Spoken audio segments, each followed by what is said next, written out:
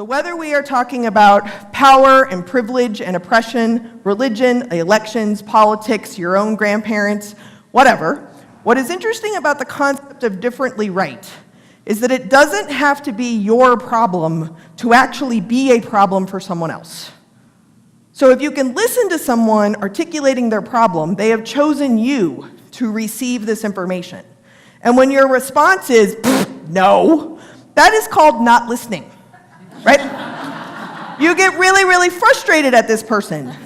Whatever it is that you're building, you can intentionally build teams that bring in these different variables. That team is going to perform better because somebody's there to catch your weakness. Instead, we build teams with people we want to drink a beer with.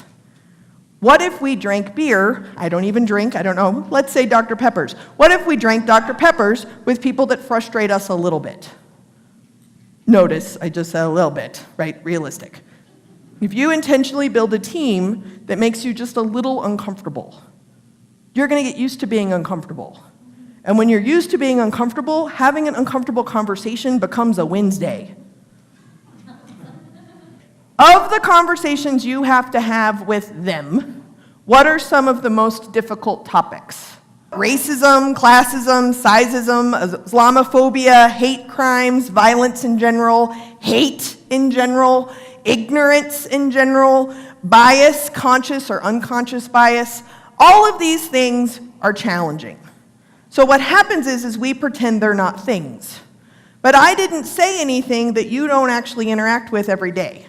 You just don't talk about it every day with everyone, which for the record means you probably have more friends than me. Social justice advocate cape-wearing people do not have really good relationships.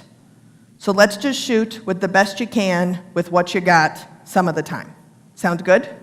It's heady, hearty, and action. Now, what does this mean? When you see graffiti, as an example, a heady reaction to graffiti is, oh, they just damaged the property value of that building. That is breaking Ordinance 75B, Code A, Roman numeral 7. That is a heady reaction to graffiti. A hearty reaction to graffiti is, wow, that's beautiful. Wow, that old building really needed that mural. Wow, that's so amazing.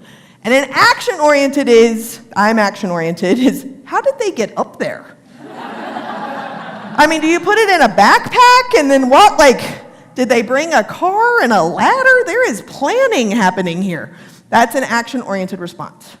I'm going to give you 3 archetypes. You are one of these. Whether you like it or not, you are one of them. The other 2, someone in your life shows up this way. It's probably someone who's pretty frustrating. Okay, first one is a heady, action-oriented person. A heady, action-oriented person is not super awesome at impact. They're not super awesome at like how this is gonna look. They are really efficient. They're really good at staying under budget or fudging things to look like they're under budget. They're very, very task-oriented action people. They get it done. They do not care if you like it. They don't delegate. They sometimes are on teams and then just show the team what done looks like. Okay? Some of you are like, I don't know if I should write my name down there. Yes, you should, okay? HeartAction's number 2 archetype. HeartAction is significantly larger than them. They are into memories. They have the ability to take a very simple decision and translate it into this incredibly complicated situation. They do not understand the details or like how something will happen. That is not their problem. They have a vision and a dream, and they're going to make it occur because you have to do it. I don't have to do it. I'm just pronouncing the dream. What's particularly interesting is if that's a supervisor person, then the person you supervise or people you supervise, they have to make your dream a reality without your input. Right? Because they have to be psychic. I'm hearing some hallelujahs. There's some happening here. Okay, Shauna, there is a massage chair and a therapist later in your future. Breathe it out. We play called Guess What's on My Mind. Guess what's on my mind? Yes, that's great too. I am terrible at giving directions because I really just don't want you to do it, because I'm a head action-oriented person. A heart action-oriented person doesn't give you directions, they just manifest it in the world. And you figure that out. Okay, number 3, I call these the SpinCycle. They're stuck. To me, they look stuck. They are a heady, hearty person. Heady and hearty. They will think about something forever. They will make a decision and then rethink it, and then not make a decision. This is not the person you ask, where should we go to lunch, if your lunch break is an hour long, because there's just too many options. The heady, hearty person, the SpinCycle, why are they frustrating? They're indecisive. They don't get anything done. They don't like it when you make a decision because what about this? Right? Great. Anybody else need to add to their misery? Good? Okay, heart action. Why is a heart action person annoying? That's a lie. Although that's a quality that makes you actually annoying. Like, I'm not annoying. Yes, it's called self-awareness. Okay, great. And it does take a certain amount of ego and confidence to dream up something that doesn't exist and you have absolutely no idea how it's going to manifest and then walk away, right? And they don't appreciate the work that went in to make it happen because they're on to the next dream already. That was last week's dilemma. Next, right? Okay, good. Wow, they need some therapy in here. Okay, great. Now, I identify as a head action person, so I'm stepping away. So what's annoying about us? I can only think of 400 things. What's annoying about a heady action person?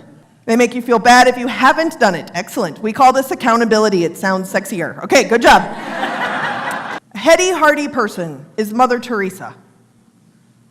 I think we can agree she did some good stuff, yes? Okay, some people are kind of out on that, but let's go with it. So her biggest stumbling blocks to her work was doubt and apathy. What is interesting, if you are a head, heart person, is the third element that's missing is the action piece. That's why it's stuck on SpinCycle. So what's interesting about the third piece, this is where all of your excuses come from. It's also where all your motivation comes from. So again, when we're talking about difficult conversations, something in you tells you why you should not engage in this conversation. For Mother Teresa, it was an action-oriented excuse. Because what she would do wouldn't matter. It wouldn't make a big enough impact. It wouldn't solve or fix something. So what's the point? Doubt and apathy. What is amazing about this third space, the one where all your excuses come from, is that that's also where your power comes from. For Mother Teresa, when she realized that she could actually serve action, when she realized she could use her power and her privilege to open a school for the most needy people, she could serve them. Then she showed up in her trifecta, and it was completely unstoppable because she found the place that was missing. When you talk about a heart action person, this is Martin Luther King. He had a dream, not a timeline. He did not have a task-oriented to-do list. And I think we can agree, he did some good stuff. In his own journals, in his own letters, he talked about how much regret he had for how much he never gave credit to the people who actually did the work that led to movement in his dream. He was a raging alcoholic. He was super homophobic. Most of the work that he did was around his own agenda. So it was taking straight Christian white men and straight Christian black men and making them be equal. When he found his head place, he became unstoppable. Martin Luther King expanded his work to connect into the ability to have a living wage. He connected into an economic system. There's data there. He brought his heart and his action, found his head space, and actually predicted his own assassination because of it, because he showed up in his trifecta. Now, the head action-oriented person is Gandhi. Also, fun fact, did some good stuff. He found his third rail place, his third element, when he realized what was missing from his work was compassion for people you may never even meet. When he stepped into compassion, his work became completely unstoppable. Prior to then, and also with his own charming personality, his efficiency never went away. His complete, utter jerkness, I'm paraphrasing, did not go away, but he did become unstoppable. That third place is trapped up in doing more with less, when in reality we should be doing less with less well. All of the diversity experience I have boiled down into just doing less with less well starts with understanding that people who frustrate you probably are bringing something to the table you don't. That's showing up differently right, not just different.